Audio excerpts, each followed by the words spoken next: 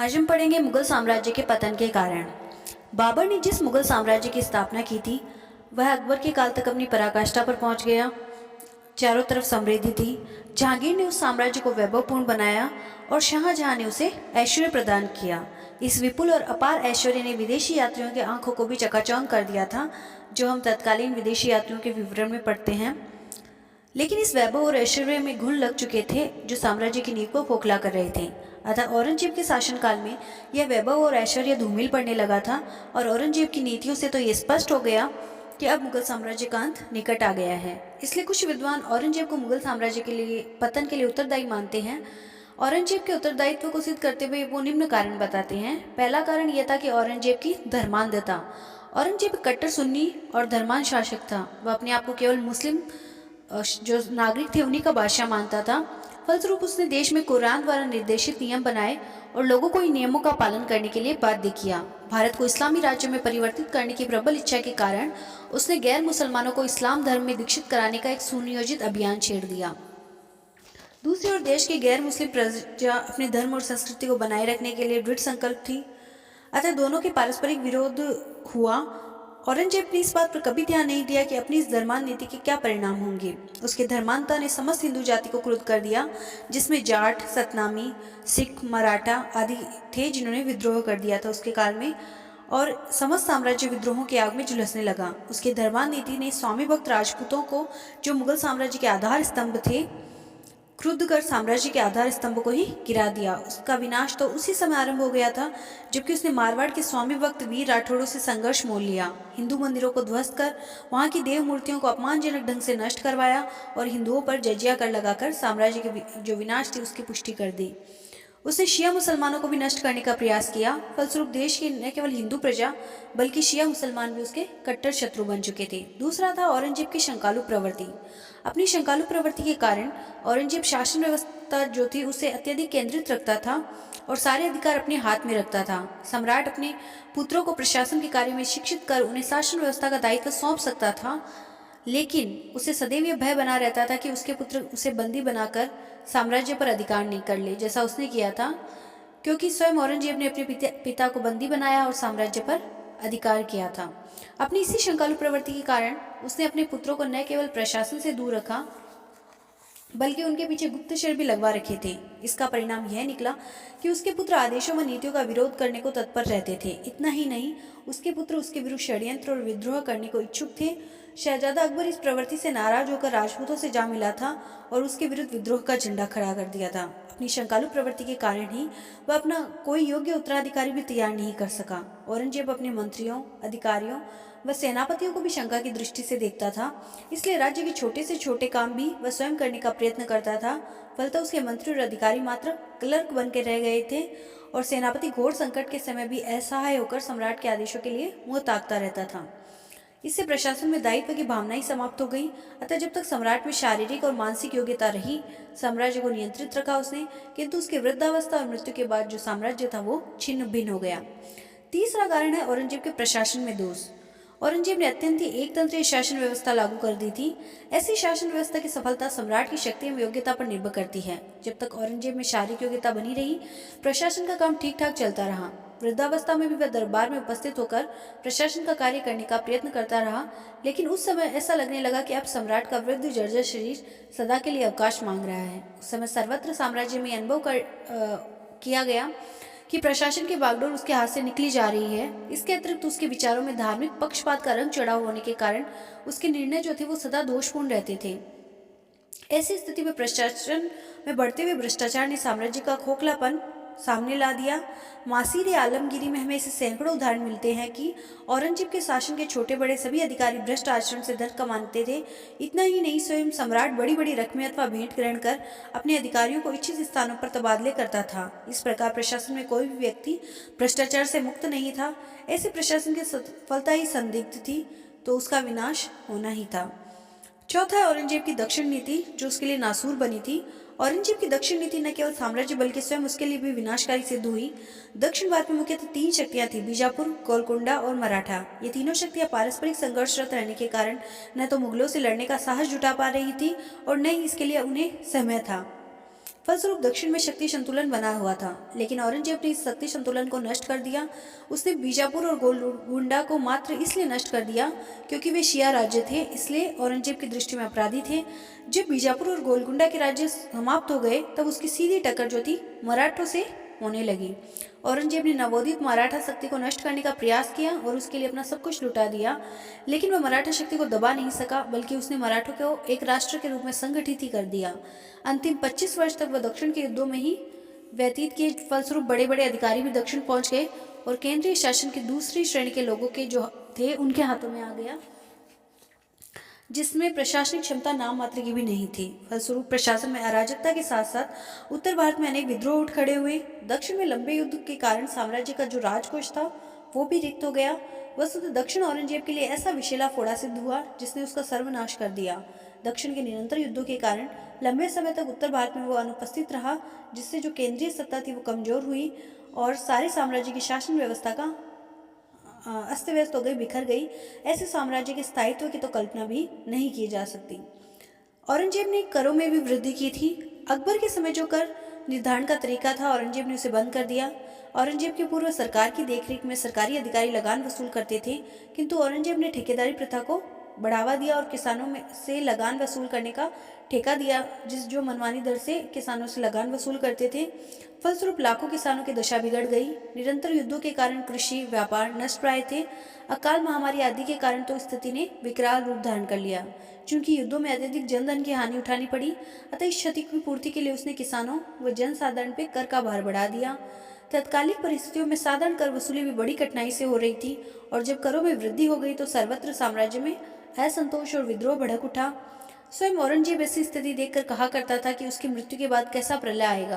वास्तव में जिस प्रलय की कल्पना औरंगजेब ने की थी, उस प्रलय की पृष्ठभूमि का निर्माण तो उसने स्वयं ही किया था।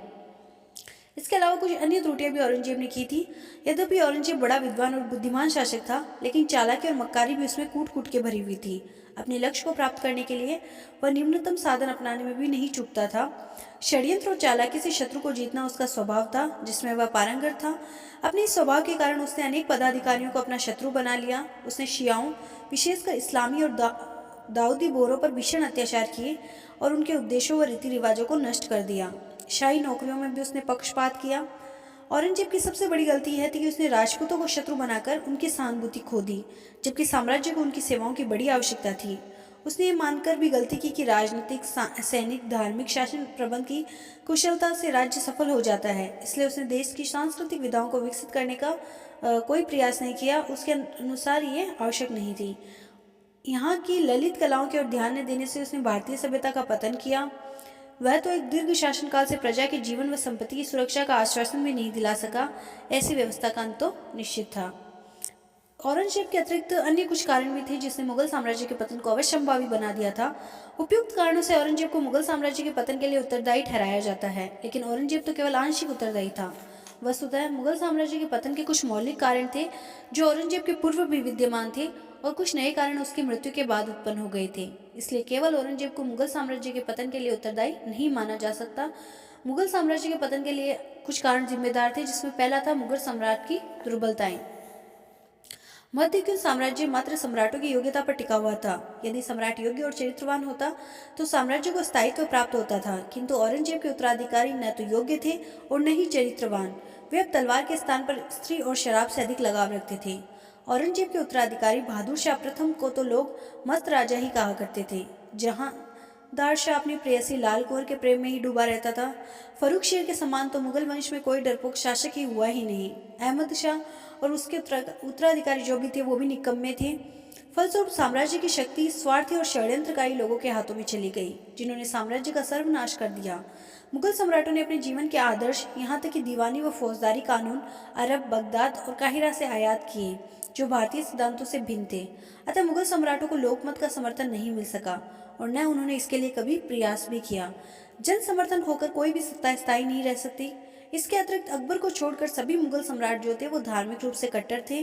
अतः इस धार्मिक कट्टरता के कारण साम्राज्य के समस्त गैर मुसलमान साम्राज्य के कट्टर शत्रु बन चुके थे और उन्होंने जमकर मुगलों से लोहा लिया, जिससे कि साम्राज्य का अंत हुआ।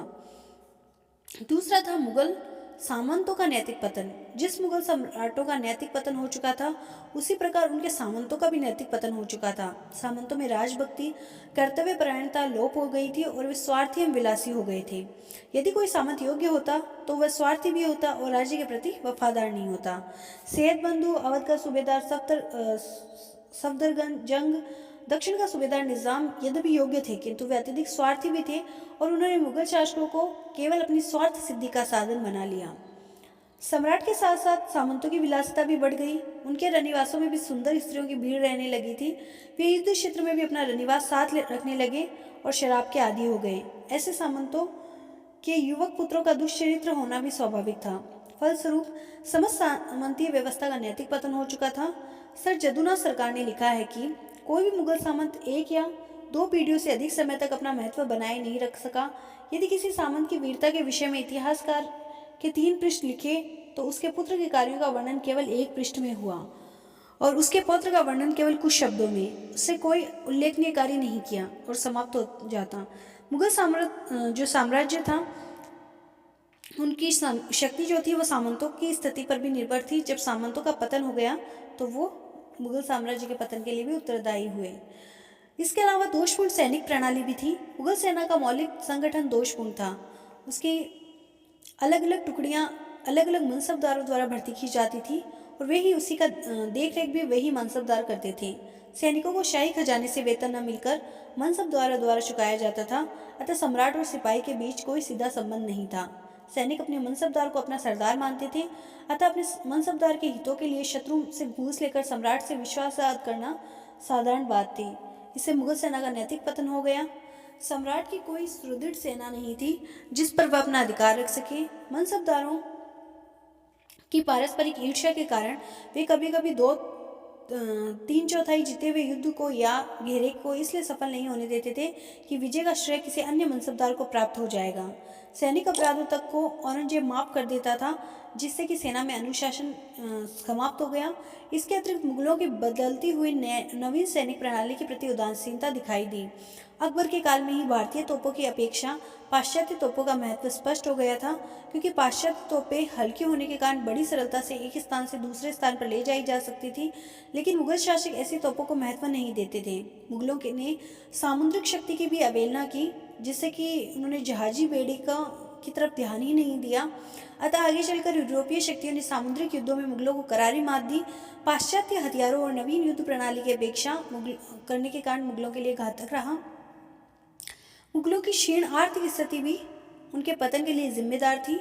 अकबर ने जिस पक्षपात रहित नीति का अवलंबन किया था, उससे देश समृद्ध हुआ, सरकार की आय में वृद्धि हुई, किंतु उसके उत्तराधिकारियों के शासनकाल में आर्थिक ढांचा बिल्कुल बिगड़ने लग गया। सरकार ने जो उत्पादक थे उन पर इतना अधिक कर लाद दिया कि वे बिल्कुल ही दब गए। अकबर के काल में भू लगान सीधा किसानों से वसूल किया जाता था, किंतु उसके पुत्र पौत्र के शासनकाल में यह पद्धति समाप्त कर दी गई। औरंगजेब और उसके उत्तराधिकारियों के काल में तो यह प्रथा लगभग समाप्ति हो गई पूर्ण रूप से, और इसके स्थान पर ठेकेदारी प्रथा जारी कर दी गई, जिससे किसानों का शोषण भी हुआ और सरकारी आय में कमी भी हुई। देश के आय साधनों को देखते हुए मुगल सम्राट की फिजूल खर्ची ने देश को रसातल में भेज दिया। मुगल सम्राटों ने अपने वैभव और ऐश्वर्य के लिए धन का अपव्यय भी किया। शाहजहां ने न केवल कंधार और मध्य एशिया के युद्धों में निरर्थक धन खर्च किया, बल्कि अपनी इमारतों व शौक के लिए भी अत्यधिक धन खर्च किया। औरंगजेब के काल में तो विद्रोहों और दक्षिण के युद्धों के कारण मुगल सरकार जो थी वो बिल्कुल ही दिवालिया हो गई थी। अतः बहादुर शाह प्रथम के समय में ऐसी स्थिति उत्पन्न हो गई कि वह न तो अच्छी सेना रख सकता था और न ही ठीक से शासन चला सकता था। आलमगीर द्वितीय के शासनकाल में तो स्वयं सम्राट भूखा मरने लगा था और शाही परिवार के जेब का खर्च वजीर हड़पने लगा। सर जद्दूनाथ सरकार ने लिखा है, एक बार तो 3 दिन तक जनान खाने के रसोई में चूल्हा नहीं जला। आश्चर्य की बात तो यह है कि ऐसी दिवालिया मुगल सरकार भी 50 वर्ष तक चलती रही, लेकिन अंत तो उसका निश्चित ही था। अन्य है उत्तराधिकार के नियमों का अभाव। मुगल काल में उत्तराधिकार का कोई सामान्य नियम नहीं था और जिसके कारण साम्राज्य में गृह युद्ध चलते रहते थे। हुमायूं का अपने महत्वाकांक्षी भाइयों से झगड़ा रहा और जब भी उन्हें अवसर मिला उन्होंने अपने आप को सम्राट घोषित किया। फलस्वरूप हुमायूं को अपने भाइयों से ही युद्ध करना पड़ा। यद्यपि अकबर की जब शासक बना निर्विरोध बना था और इसका कारण उसका सौतेला भाई मिर्जा हकीम जो था वो शिशु था, लेकिन मिर्जा हकीम जब वयस्क हो गया तो उसने मुगल सम्राट बनने का प्रयत्न किया था और अकबर को उसके विरुद्ध सेना भेजनी पड़ी। अकबर के पुत्र सलीम ने भी परिपक्व होने पर मुगल सिंहासन प्राप्त करने के लिए विद्रोह किया था और उसके विरुद्ध भी कार्यवाही करनी पड़ी। का उत्तराधिकार प्राप्त करने के लिए जहांगीर के पुत्र खुसरो ने भी विद्रोह किया। जहांगीर की मृत्यु के बाद नूरजहां ने शहरयार को सम्राट घोषित कर दिया, लेकिन शाहजहां ने अपने ससुर आसफ खां की सहायता से शहरयार व अन्य राजकुमारों का वध करवा के मुगल गद्दी हासिल की थी। शाहजहां के उत्तराधिकार के लिए तो उसके जीवन काल में ही पुत्रों में इतना भीषण संघर्ष हुआ जिससे कि सारा उत्तर भारत कांप उठा, और इसके बाद तो मानो उत्तराधिकार के लिए संघर्ष करना ही एक परंपरा बन गई थी।